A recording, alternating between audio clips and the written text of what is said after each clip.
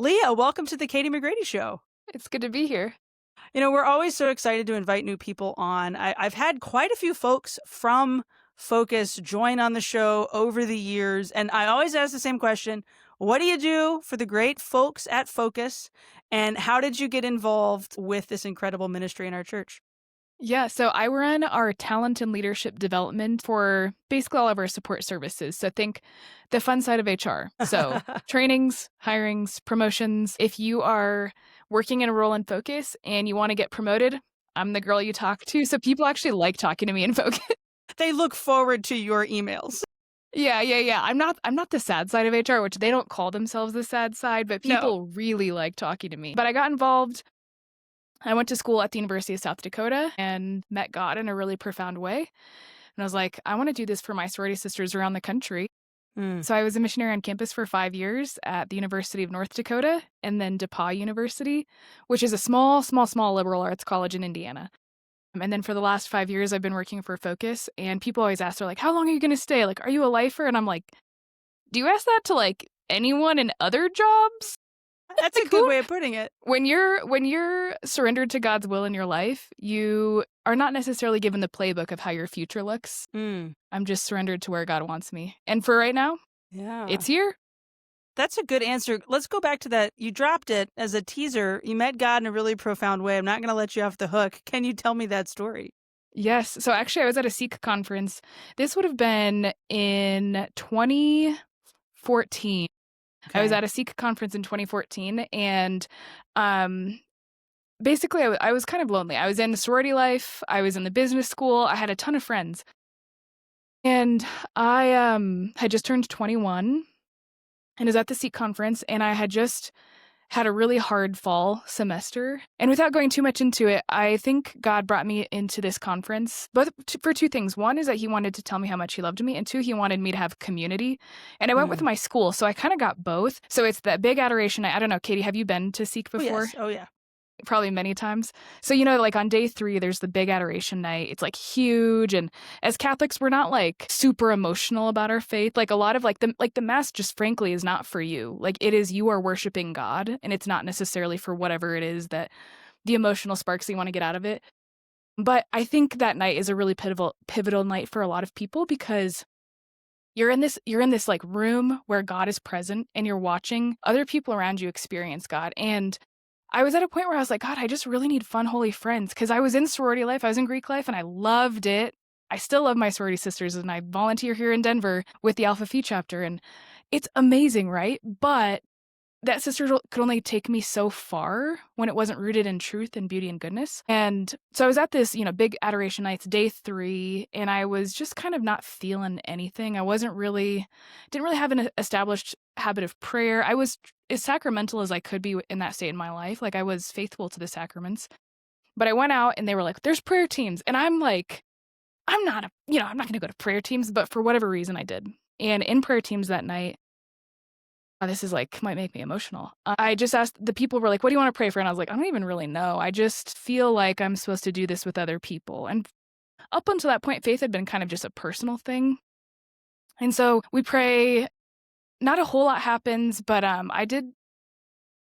think the person who was praying with me was really moved because he goes, Leah, I want you to go back in the adoration and I want you to ask God to show you how much he loves you. And I did that. And I was not an imaginative prayer or anything. Like I was very new in the spiritual life, it felt like. And I went in and I closed my eyes and it's not like the heavens parted and I heard God's voice, but I just asked God, how much do you love me? And it was a very simple image that it came in and then it came out really quickly. But the image was Jesus kneeling and holding my hands. And oh my gosh, I might get emotional. This was many years ago now, but he said, Leah, I love you this much. Mm. And it was in my mind, it was like the king of the universe loves me enough to kneel at my feet and tell me that he loves me. And when you encounter love, I don't think you ever come away unchanged. Mm-hmm.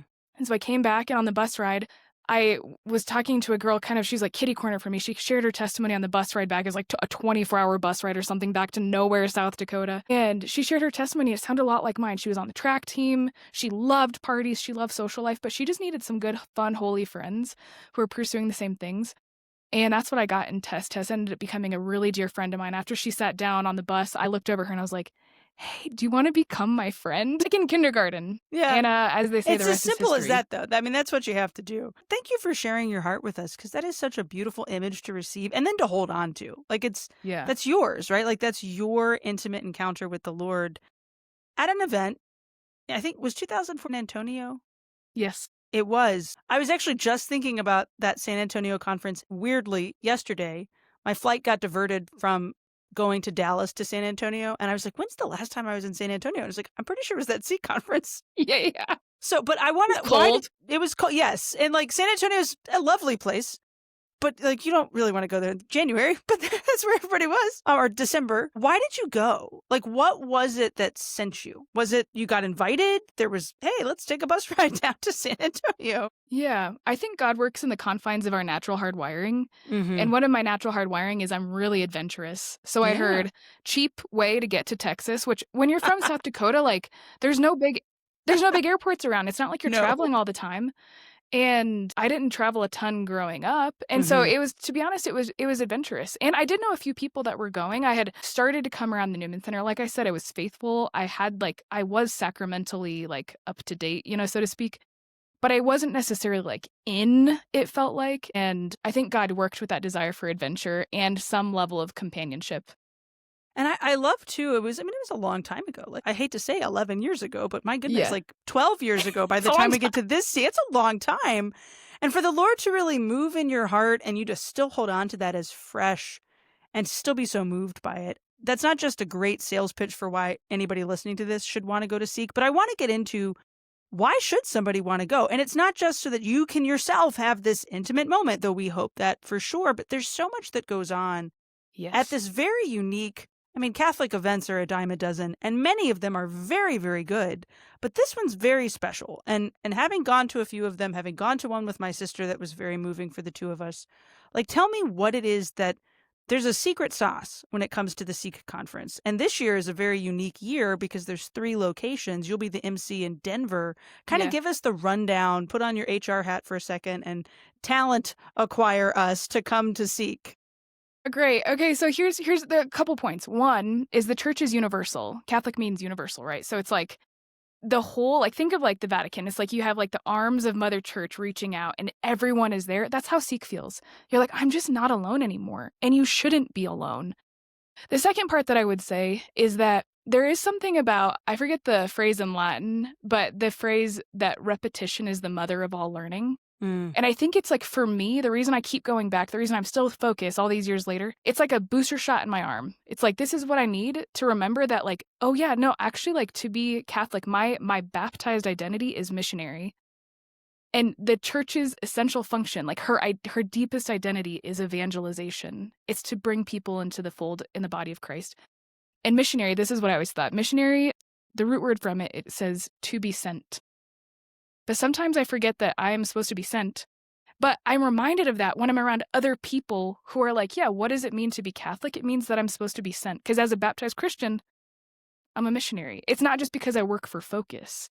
That's like on the side of all of our role. And I think Focus, here's just, can I just, be Please. frank? Yeah. One of the things I hate, when you're around long enough, you see the warts of the church, you see the background, and it's really hard to suffer at the hands of good people.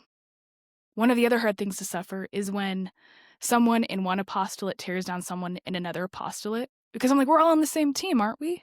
Right? Like, isn't that just crazy? But I think, that being said, I want to acknowledge there is kind of a secret sauce about Seek. That there is something special about the level of dynamism with the speakers, the call to your missionary life, the reminder that God loves you, and it's just on such a large scale. I know a lot of companies and a lot of apostolates doing it really, really well, and I would say Focus is right up there, and Seek is right up there with the top of the top. Yeah, there is this element of excellence in we're going to bring the best voices in. We're going to treat you well. There's great community. My goodness, Yes. This is going to sound super cheesy, but I'll play inside baseball for events. I immediately judge an event by the name tag that's handed to me. Immediately, because I'm like, get this it. shows the level of care or not that was put into how we're all identifying each other. And I got my placard, I think it was 2023, St. Louis, the first one in St. Louis. They handed it to me, and my sister and I are both like super nerdy. And I was like, this is really good plastic. Like, we immediately like pointed that out. There's just an element of care in even the tiny little details, from stepping into the chapel to even like how much content you can consume. Totally. But also, like, if you want to go take an extended lunch because you met somebody that you want to have this long conversation with, like, you're adults, like, go have that Yes. lunch, go have that conversation. The connections that happen Yeah. long outside of programming. Give us kind of an overview of this year's Seek. I would say the biggest y'all are anticipating in numbers, at least because of locations around the country, and maybe a little of like the evolution of I think back to 2014's, was it like 10,000 people on the Riverwalk? Like you could kind of feel everybody together in the room. This is going to be colossal, but I don't Huge. think take away the intimacy. Let's make that clarification. Totally. Kind of give us that rundown. Yeah, so there's 3 locations, one in Columbus, one in Fort Worth, and then one in Denver. I'll be here in Denver, which is very exciting because I live in Denver and I'm in Yeah. the mountains. And our patron saint for this Seek this year is Saint Pier Giorgio Frassati. So it's kind of fun because, he's known for being like, like to the heights. Like he's kind of in the mountains and I'm like, that's us here. Like I get to be in the mountains and go to the heights.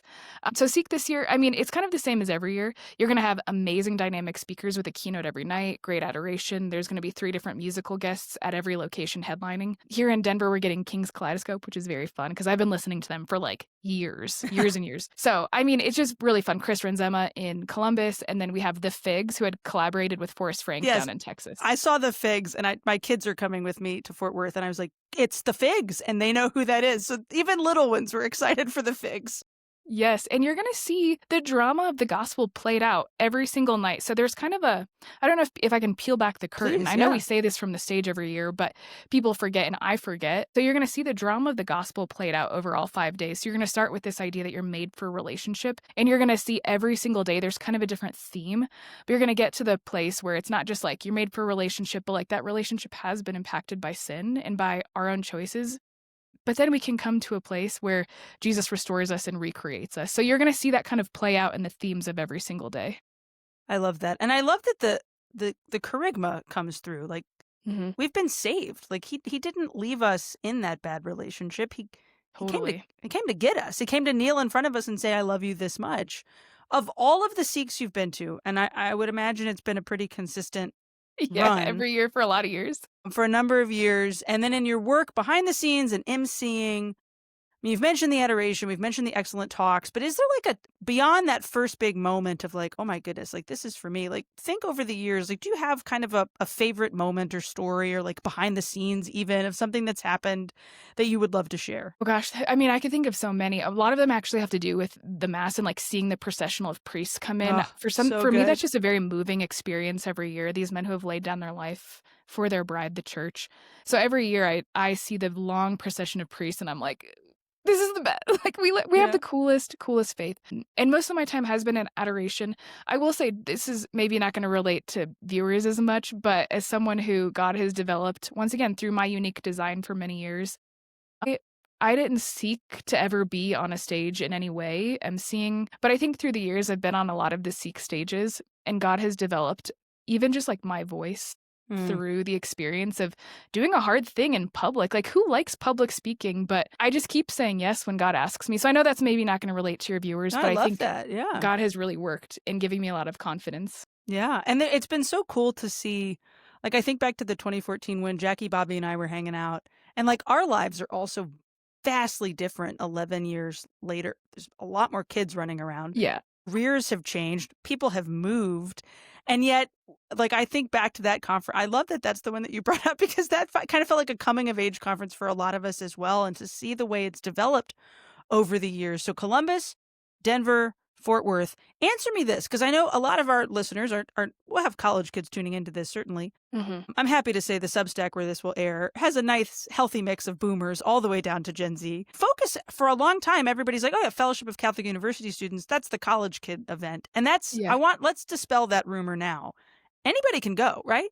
Totally. And actually, this is shocking to me. So we've been preparing even to be an MC. I was in meetings back in June talking about what's the feel. I mean, there's a lot of thoughtfulness put into a conference of this size, and especially across 3 states, this magnitude. But I was shocked to hear this, that the makeup of our Seek attendees is now 50% college students and 50% parishioners. Wow. Isn't that wild? Yeah. I think it shows a hunger for an excellent event at this time of year that really does speak to the heart. 50% parishioners because anybody can attend, but also because Focus works inside of parishes now. Yep. So they I don't even know if this is well known, but Focus rebranded from Fellowship of Catholic University Students to Focus Catholic for that reason, because we want to grow as our people grow. So I'm like, one day, is Focus going to be in retirement homes? I don't know. I mean, we're all going to age, and there might need to Yeah. be some granny Focus missionaries who, No, or the I'm college like, we kids will need the just come to us. gospel. Yeah, it's true. I don't care how old you are. You need the gospel. And like, especially at the end of your life. So that's kind of like a funny way to say like, yeah, we want to age with everyone that's with us. So it's not just college students. We have many Focus parish missionaries now. So it's just exciting to see what God is doing when you don't limit him. Now, I hope, like, you always hope that you're not doing mission drift where you're kind of like going all over the place. But it's like, no, I think we're here to share the gospel. That's what we're here to do.